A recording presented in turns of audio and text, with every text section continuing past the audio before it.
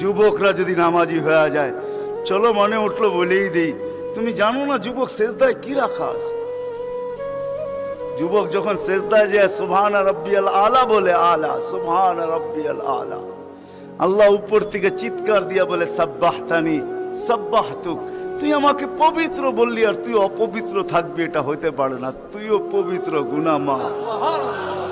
আলাইতানি ফাআলাইতুক, তুই আমাকে মহান বললি আর তুই মহানত্ব পাবি না, এটা হইতে পারে না, তুইও মহান। বলে আল্লাহ কেমন মহান?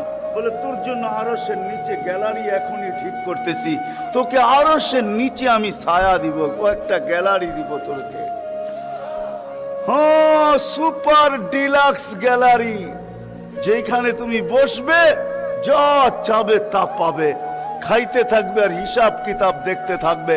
আল্লাহকে যদি বলি আল্লাহ এই গ্যালারি কেন দাঁড় করাবেন, আল্লাহ যেন আমাকে বলতে চায়, কয় হিসাব কিতাব দর্শক না হইলে খেলতেও ভালো লাগে না, আবার দর্শক না হইলে খেলতেও ভালো লাগে না, আর দর্শক ছাড়া খেলাও জমে না।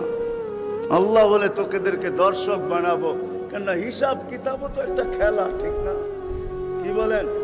হ্যাঁ, খেলাই হবে হিসাব কিতাবের, আরশের নিচে হবে মেলা আর বাহিরে হবে হিসাব কিতাবের খেলা, ঠিক না? কাউকে 50,000 বছর দাঁড় করায় রাখবে, ইয়াউমা তুবলাস সারাইর, সমস্ত গোপন তথ্যগুলা যেগুলা দুনিয়াতে আমরা লুকায়িত রাখছি, কেউ জানে না, সব আল্লাহ ওইখান থেকে উদ্ঘাটন করে নিয়ে আসবে আর সামনে ছড়ায় দিবে, আর হিসাব কিতাব নিতে থাকবে।